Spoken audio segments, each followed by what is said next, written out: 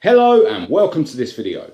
I'm Marcus Hayes and today is the day after the Chelsea cruise, which you would have seen in the last video. Massive shout out to everyone who came up to me last night and said hello. Today the plan was to take Winston, the plastic Fiesta, down to my other garage and give Winston, Esther, my Mark 1 Escort, and my dad's Mark 3 Escort are going over with the Hydro Shot, which is a portable jet wash. Unfortunately, the weather is looking a bit iffy today. It's very windy out there, and a moment ago it actually started raining. So it's clear to see that today is not the day to be washing cars. I have been messing around with something at home here though for my Mark 1, this 6-dial dash, which has been causing me quite a lot of grief. I have now got the aftermarket fuel gauge working, but I'm still struggling to get the coolant gauge to work properly. Now, as I mentioned before, I did fit a voltage regulator, a brand new one, to the dash clock, so I think the old one wasn't working. Whenever I tested the gauge by earthing it directly to the body rather than going through the temperature gauge sender that's in the water rail, the gauge did go up, which kind of, to me, ruled out anything wrong with the actual gauge itself. And the other day when I was running the car, the gauge definitely moved a little bit, but, you know, it didn't go up very far, and then the fan kicked in. So that kind of led me to believe that maybe the sender was the incorrect one. Now, as far as I know, if you're using standard Mark 1 clocks with a Zetec engine, you're supposed to use the sender with the white collar on it, which is what I've got fitted to the car. But I did buy another new one anyway, just in case it was faulty, and it's the same. The gauge only moves a little bit, which could mean that you've got the wrong colour sender, because there's green ones, black ones, purple ones, and the white ones, and maybe others. But when I directly connect the gauge to a battery, it does move, but it doesn't go all the way to max. So that tells me that it's probably the gauge itself. On the back of the gauge, there's 2 pins. I'm connecting one of those to the positive side of the battery and one of those to the negative side of the battery. You'll see that the temperature gauge does move, and see it's a bit sticky, it sort of jumped there. I think that's as far as it's going to go. And that's what, halfway? Now, the way this gauge actually works, on this side, there's a bit of metal which has basically got wires wound round it. As you add voltage to it, that basically tugs itself this way, which, as you can see, moves the gauge. What I've been trying to do today is sort of re-bend some of these bits. The stalk itself is very bent up. So yeah, I've just been trying to bend things and just try and make the stalk do a full sweep when I connect it directly to the battery. If I'm able to successfully do that without breaking anything, I'm confident that the gauge will work properly when I've got it fitted to the car and I'm running the engine up to temperature. So I'm going to keep messing around with this, and hopefully later on in the video I'll show you this gauge working properly. But I am going to be looking out for a gauge if I can see one on eBay or something, but you know, usually you can only buy a full 6-dial dash and they're pretty expensive nowadays. More to come on that later. I've got something else I want to show you to do with Esther, my Mark 1 Escort, that has been sent to me by a subscriber called Gary Johnson. Now, Gary Johnson was actually the first person to get in touch with me about those wing mirrors that I had that I didn't need, that were sent to me by another subscriber called Chris Denigan. In exchange for the mirrors that I sent to Gary Johnson, he sent me this. I don't know what the name of it is, but basically it attaches to the breather pipe of your fuel tank, and then this basically pokes out of your rear panel behind your bumper, and then that means that you don't get any fuel fumes inside the car. Now, this is quite brittle, especially on this round piece. It's got a few cracks in it, but you know, this could be up to 50 years old, so you know, it's just amazing that it's still around, to be honest. I'm not sure whether I'm going to try and maybe strengthen this just so that it doesn't break in the future. I might use some fiberglass and then just maybe paint it either Olympic blue to sort of camouflage with the car, or black even, because my bumpers are carbon. Yeah, or maybe use some sort of clear silicone on it or something, just to sort of preserve it really, so it doesn't fall apart, because it does look really brittle. The other option is maybe I could get my mate Nath to copy this and 3D print it and make a load of others for other people to put on their cars. And when I posted about this on my social media recently, loads of you guys got in touch with similar ideas. So huge thanks to Gary Johnson for sending me this. Definitely going to come in handy with Esther. And I hope those wing mirrors I sent you end up being of some use. Now, I know loads of you enjoy watching me and Kat getting up to non-car related stuff, which we both really appreciate. And today, we've been doing a bit of DIY. So this is our bedroom, and the house actually came with this really nice fitted furniture. Got a chest of drawers that go either side of the bed, and the bed that was here we've been using. But Kat has ordered a new bed that's going to be coming in a few days. Now we're going to keep the fitted wardrobes, but we needed to pull the bed out so that we can at least paint this bit of the wall the colour that Kat is planning to do the whole room eventually. I've given the wall a bit of a tickle with some sandpaper, and we've done a bit of masking. You know, these cupboards were quite close to the wall, so we just masked them up just to make life easier. But down the side there's a nice gap, so easily be able to cut in down there, and we've masked up the plug socket. Let's see what colour she's gone with. You're painting the walls grey primer grey. Right, let's have a look. Yeah, it definitely needs a stir.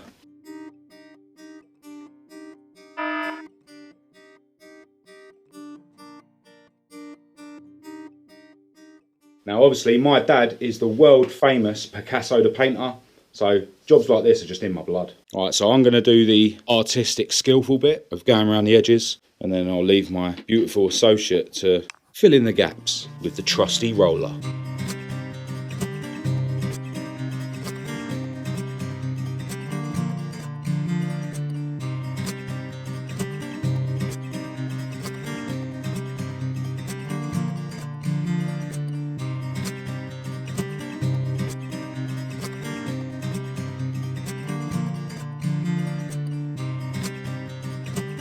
So I got a bit stressed out doing the decorating, so I'm being put to work in the garden. Yeah, in this area around the edge, I think Kat wants to be like a flower bed or whatever, but there's all this, I don't know what this is, this material stuff underneath all these stones and that, so yeah, I'm just digging it out with a fork.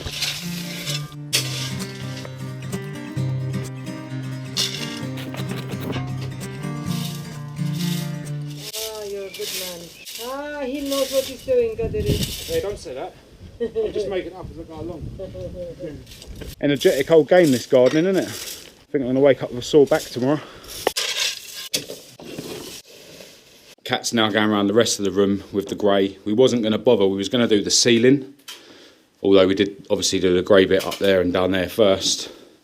When I tried to cut the ceiling in, I didn't do a very good job, and then I sort of gave up trying and sort of committed to repainting the grey bit up there, and then I found a load of lumps in the white paint that Kat had, so we aborted that, and rather than wasting the day, Kat is now going around the rest of the room cutting it in, because it's too stressful for me, because I can't get it straight enough and then I get the ump myself. I'm better off doing the donkey work in the garden, less stressful.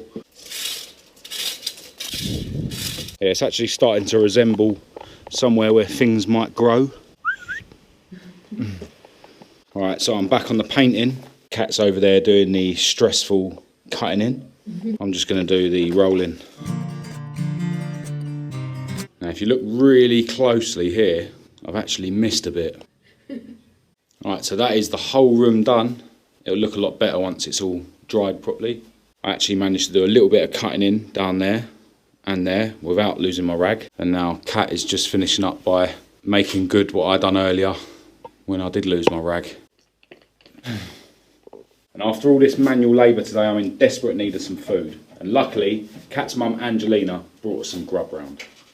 We've just had some pasta and now we're tucking into this, which is courgette flowers stuffed with mozzarella. This is cauliflower cheese, and this just boiled potatoes, which have been dipping in this sour cream sauce. But Kat has put this on my plate, which I think came from her brother, was it? And saying he made us the other day? Made some jerk chicken, yeah. Yeah, and this was in there, so it looks like I'm going to have to eat this.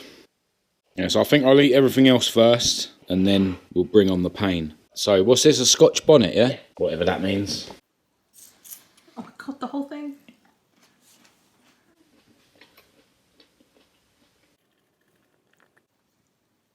Woo!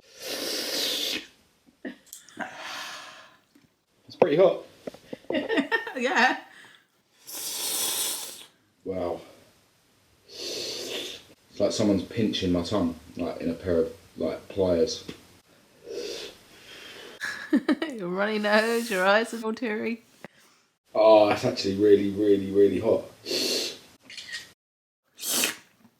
Oh, it's like the whole tongue now. Like before it felt like just the tip was being pinched. Now it's like the whole thing's being like squashed in a vice or something. It's weird. It's like it's sore. It's not like hot. It's just sore. Like literally like someone's squeezing your tongue. As I'm past the peak now, it's like relief. It still feels like just the end of my tongue is being crushed with something, but It's actually quite relieving. Scotch bonnet completed it, mate. What's the next strongest one? California Reaper is quite a hot one, isn't it? Oh, that's supposed to be the hottest, isn't it? I'd like to know where that one is on the scale. A Scotch bonnet is 350,000 sterling. Oh, Reaper's like 1 million, isn't it? Now, one thing I didn't get a chance to take another look at is my 6-dial dash. But I will be having a look at that during the week, and you'll be able to see that in a couple of seconds. Oh my God, our Hoover's got headlights. How cool is that? Right, into a new day, and today is a very special day, because today is Kat's birthday. Hence flowers, diamond and ruby earrings. Ruby is Kat's birthstone. Vodka, Kat's an alcoholic. Disney jigsaw puzzle, because Kat's a Disney-aholic. New jewellery box. And hence busted egg poacher. I think I might have overdone the poached eggs when I tried to make breakfast for Kat this morning. I think I've managed to get this temperature gauge to work properly. What I've been doing is just sort of bending the mechanism in there. As you can see, it goes right up to the red when you connect it directly to the battery. So that should now work properly. To be honest, when it's at its lowest setting, it is sort of on the blue there, and I think that should be more to the left, sort of past the other side of the blue, but I'm not gonna mess about with it anymore. You're not gonna get away with bending things like that too many times before they break. So I think I'm just gonna draw the line there.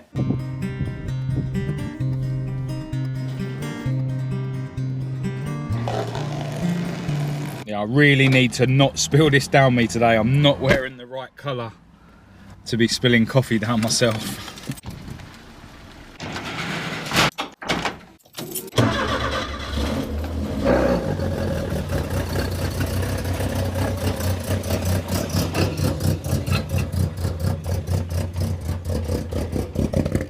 Right, so I'm just going to sort of temporarily sit this in the dash and plug the wires in. I don't want to damage my plastic cowling. Sit it on top there. Just put my hand through the heater vent, and with one hand try and plug the multi-plug together. I mean, the engine has been running for a couple of minutes already, so we'll see if there's any reading on the gauge. No, fuel gauge has gone up slightly, but the tank's nearly empty. Yeah, we'll just let it run for a bit, and hopefully that temperature gauge will go up.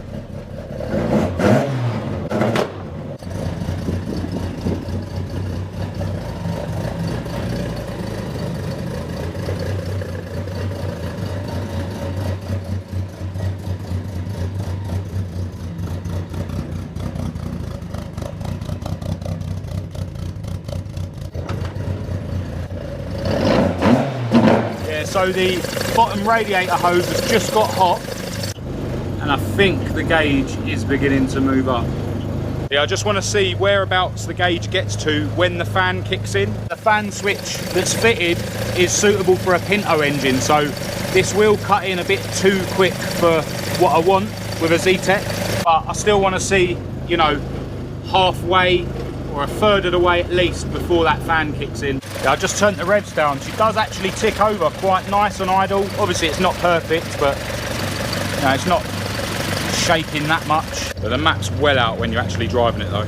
Yeah, so the fan has now kicked in, and obviously the gauge is going back down now, so the gauge didn't go as high as I would have liked before the fan kicked in at all. Now, if I test continuity from the outside of the sender unit to the negative terminal, there is a fine connection. And if I short the wire that was going to the temperature sender straight to the negative side of the battery, the gauge does go all the way up. So I reckon that must mean it's the wrong sender. But let me know what you reckon in the comments, because this is getting beyond the joke now. But yeah, at least I've fully confirmed that the gauge is working.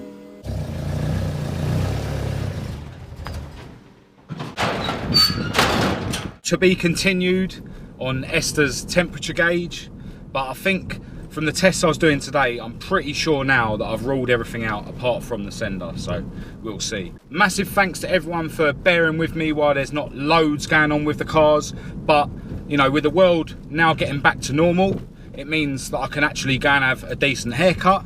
I've spoke to someone who could be the guy who's going to end up doing the welding on Maud, and I'm probably going to go and see him next weekend. And I've spoke to Chris Todd, who is the guy that I've got to tune my engines in the past about doing ESTHER. Now obviously Motorsport Electronics did offer me a free remap, which I really appreciate. You know, Motorsport Electronics always been really supportive of what I'm doing on YouTube, but you know, I've been stressing out about getting the car transported all that way. So I think I might just get Chris Todd to tune it, and then maybe take the car up to Motorsport Electronics to go and see him anyway and make a video, and then get them to have a look at it, and maybe they can fine tune it a bit more, because after all, they're the ones that produce the ME221 ECU that's fitted to ESTHER. Anyway, I'll let you know about all that in the future, but for now I'm going to end this video here. Please do give it a thumbs up and a share if you thought it was any good. If you didn't, give it a thumbs down. Click subscribe if you're new and you want to keep up to date with all my future uploads, and check the links in the description to my social media and my email address. But other than that, until next time, thanks for watching.